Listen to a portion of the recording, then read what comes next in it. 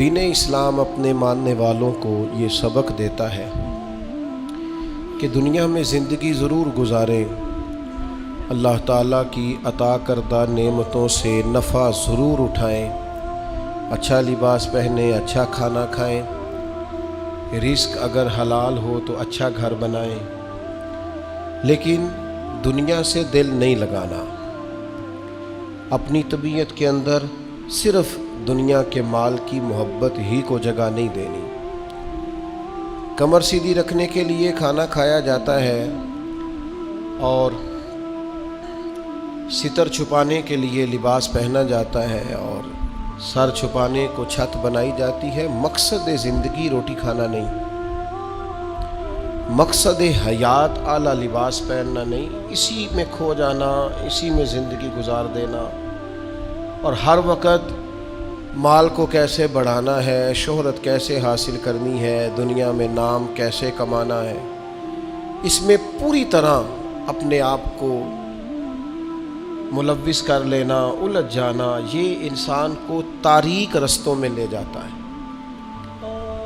سب سے بڑا نقصان یہ ہوتا ہے کہ دل سخت ہونے لگ جاتا ہے۔ مفاد پرستی کی وجہ سے انسان صرف لالچ کے ساتھ انسانوں سے پیار کرتا ہے، اس کے اخلاص کے رشتے آہستہ آہستہ ختم ہونے لگتے ہیں، اور اسے خود محسوس ہوتا ہے کہ یار میری زندگی کوئی خاص معنی نہیں رکھتی، میں ایک ایسا شخص ہوں جس کا کام ہی صرف پیسہ کمانا ہے، جس کا کام ہی صرف دنیا میں نام پیدا کرنا ہے، کوئی معنویت نہیں، حساسیت نہیں، کیفیات سے خالی ہو جاتا ہے بندہ۔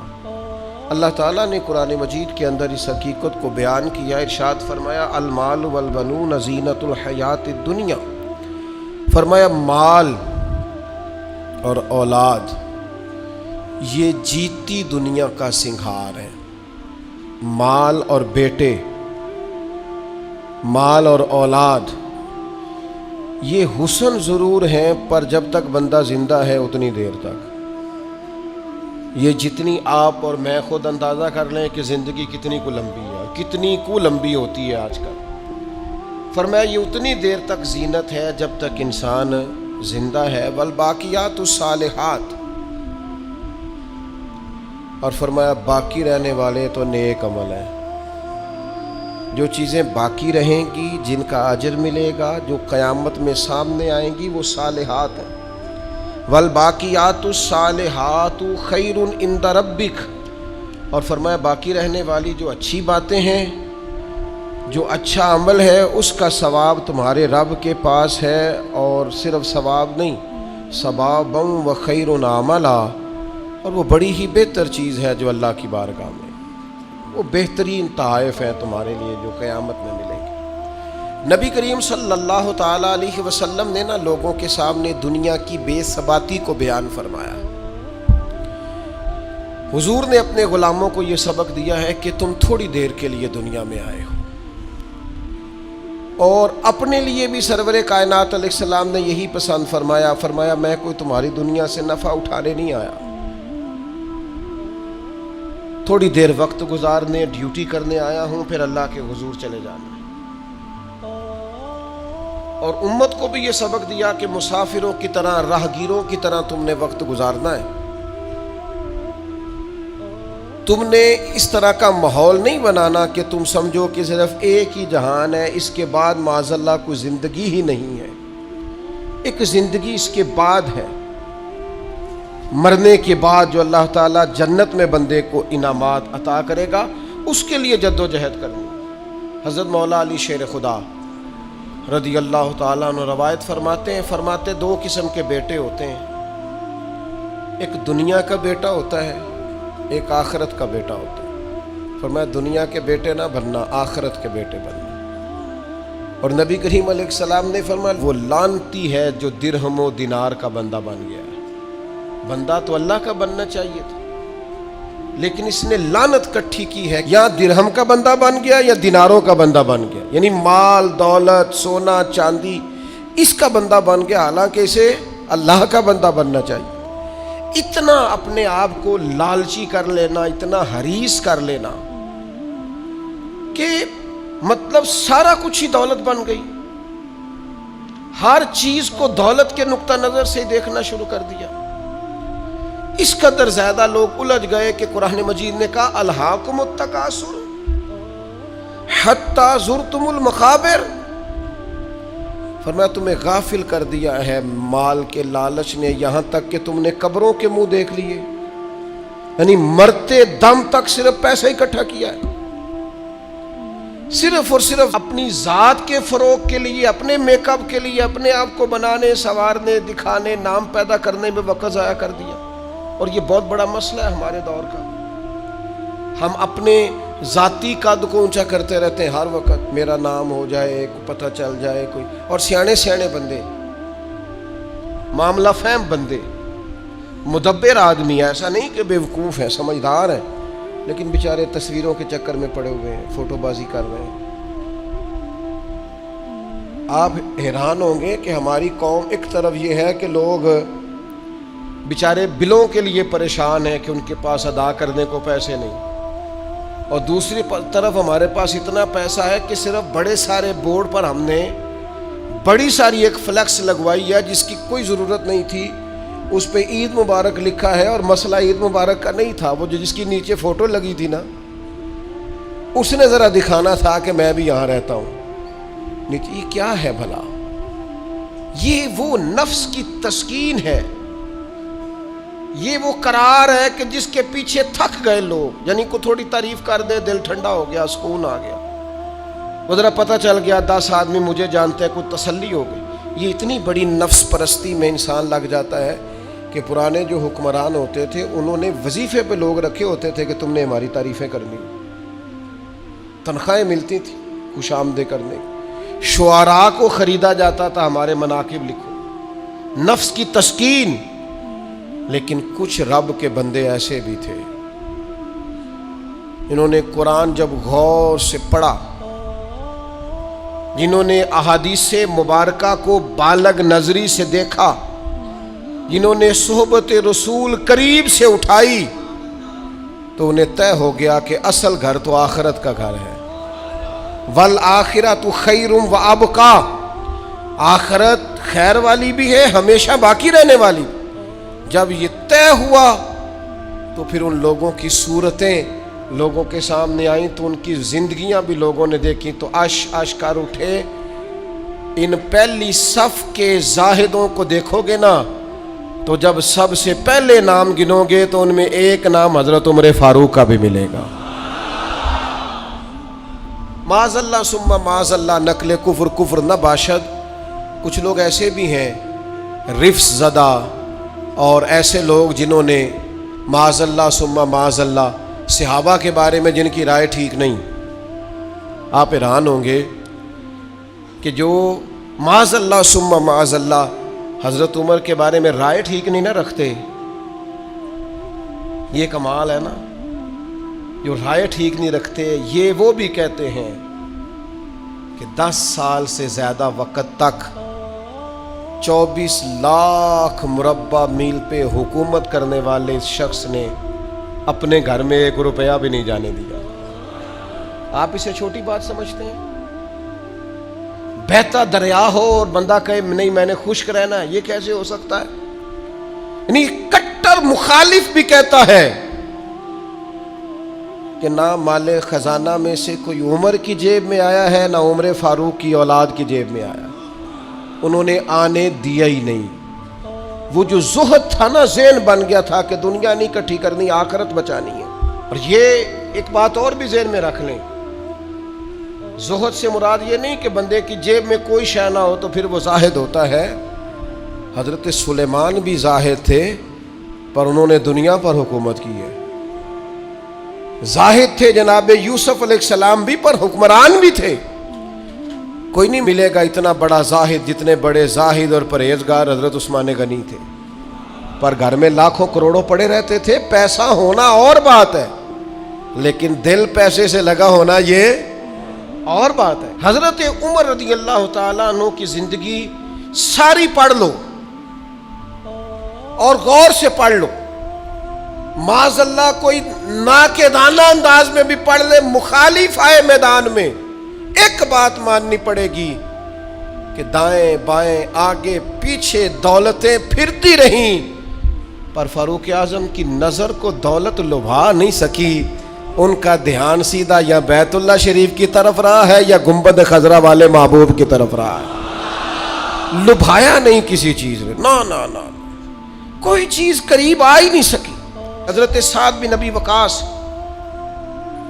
رضی اللہ تعالیٰ عنہ کا ایک قول ہے، اور درجنوں بیسیوں سینکڑوں باتوں اور کتابوں کا نچوڑ ہے.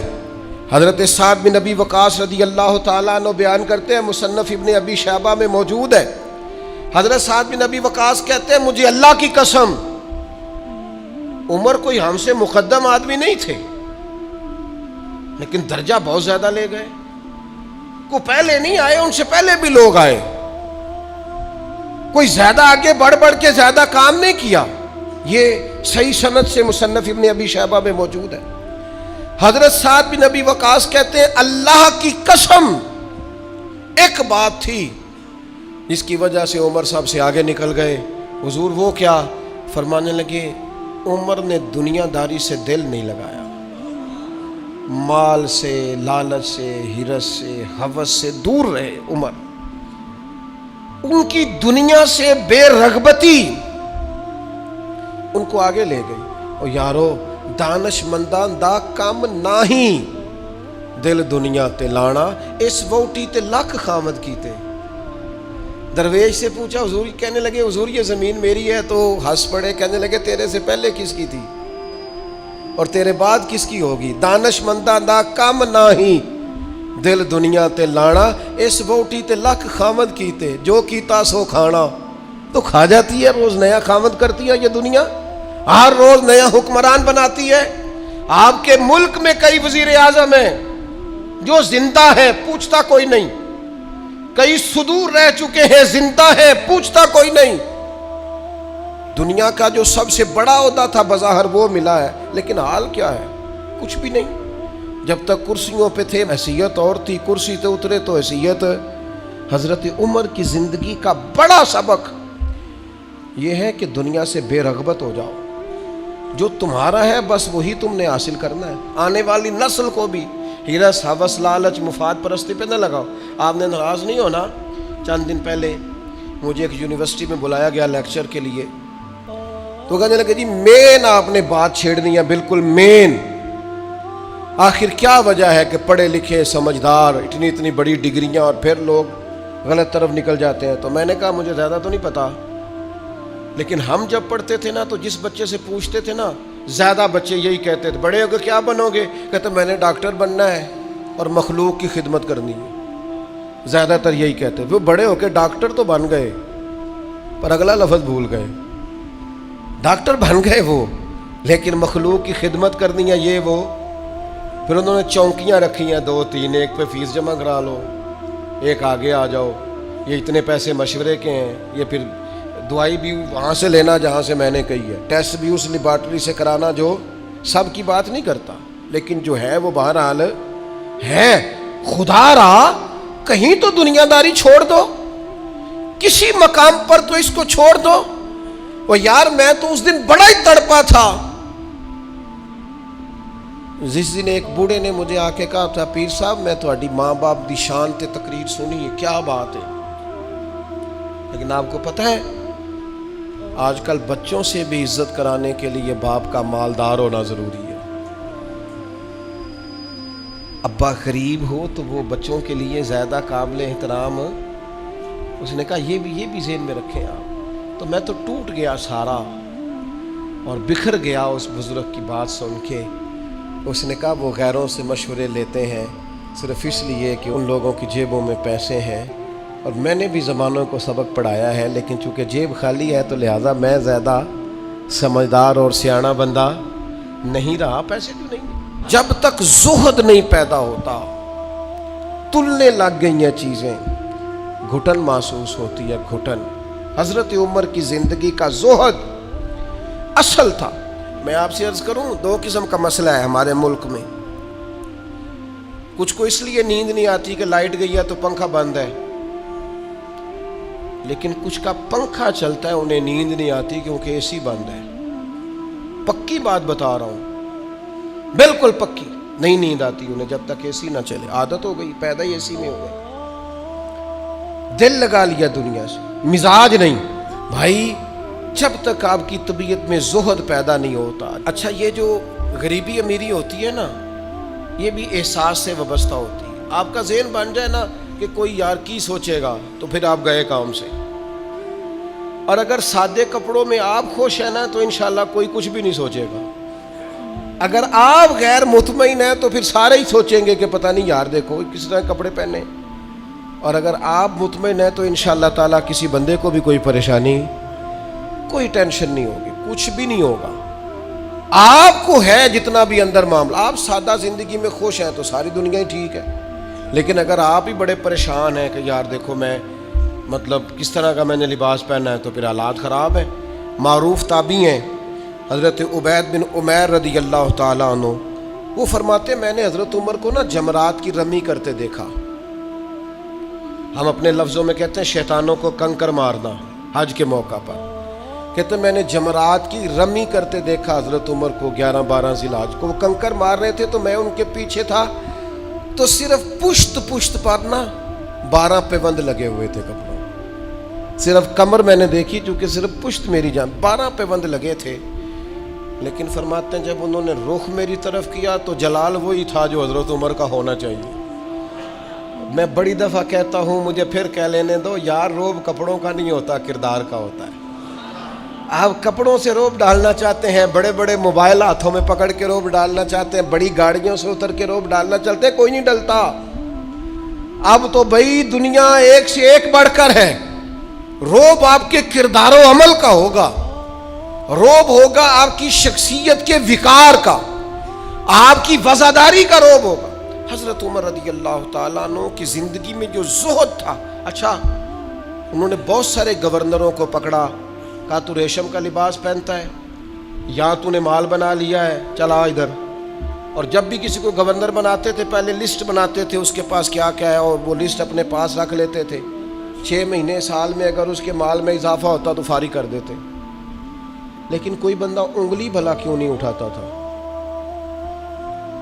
یہ بھی سمجھے. کوئی انگلی اس لیے نہیں اٹھاتا تھا کہ پتا تھا کہ اگر ہمیں ڈانٹتے ہیں نا تو گھر اپنے بھی کوئی چیز نہیں لے کے جاتے. آپ غور فرمائیے گا میری بات پر, اور ہمیشہ اس بات کو یاد رکھیے گا, یہ جو ہمارا اعزاز ہے, یہ جو ہماری طبیعت ہے کہ ہمیں پروٹوکول سسٹم چاہیے, اور یہ بہت ساری جگہوں پہ ہے. کبھی کبھی اس سے دل بڑا اکتا جاتا ہے, پریشانی ہوتی ہے کہ یار کوئی تو بندہ اس سے باہر ہو. یہ ابھی حج کا سیزن آیا تھا, میرا ذاتی تبصرہ اس پر یہ ہے کہ کم از کم حج سے تو وی آئی پی سسٹم ختم کریں. آپ 15 لاکھ میں بھی بندہ حج کرنے جا رہا ہے اور 42 لاکھ میں بھی بندہ حج کرنے جا رہا ہے. آپ کو یہ اوپن چیزیں مل جائیں گی کہ کچھ لوگوں کو مینا میں جگہ ملتی ہے قبر کے مطابق لیٹنے کی, اتنی سی جگہ. میں رات کو جب اٹھ کے سائڈ چینج کرتا تھا نا تو میں بیٹھتا پہلے اٹھ کے, تو پھر میں سائڈ چینج کرتا تھا مینا. اور اسی مینا میں آپ نے لوگوں کو اے سی والے بڑے بڑے خیمے بھی دیے ہوئے اور بڑی بڑی کشادہ جگہ بھی دی. آپ وہاں سے وی آئی پی سسٹم مجھے ایک دفعہ ایک صاحب کہنے لگے, پیر صاحب میں نے 50 لاکھ کے قریب کا پیکج بنایا, ہر چیز زبردست. میں نے کہا خانہ کعبہ آ جائے گا کمرے کے اندر چل کے جو کمرے آپ دیں گے؟ کہنے لگا نہیں. تو میں نے کہا جب طواف کرتے وقت کوئی وی آئی پی نہیں, ایک ہی صف میں کھڑے ہو گئے محمود و ایاز, نہ کوئی بندہ رہا نہ کوئی بندہ نواز, بندہ و صاحب و محتاج و غنی ایک ہوئے, تیری سرکار میں پہنچے تو سبھی ایک. او کم از کم کہیں تو اس کلچر سے باہر آ جاؤ. کلچر بن گیا ہے, وہاں کیٹاگری ہیں, پوچھتے ہیں آپ نے اے میں جانا ہے, بی میں جانا ہے, سی میں جانا ہے.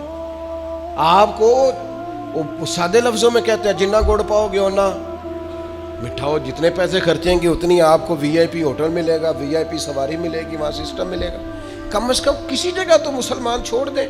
صحابہ فرماتے ہیں جناب عمر جب حج کرنے گئے اور امیر المومنین گئے, اور امیر وقت اس وقت خطبہ حج دیتے تھے, نمازیں پڑھاتے تھے, فرماتے ہیں کوئی کسی قسم کا پروٹوکول نہیں تھا, جہاں گرمی زیادہ ہوتی تھی ویسے درخت کے نیچے آرام کرتے تھے، جہاں گرمی زیادہ ہوتی تھی وہاں حضرت عمر اپنی چادر اتارتے تھے، درخت کی ٹہنیوں پہ ڈال لیتے تھے، چھاؤں ذرا گھنی ہو جاتی تھی، اس کے نیچے آرام کر لیتے تھے۔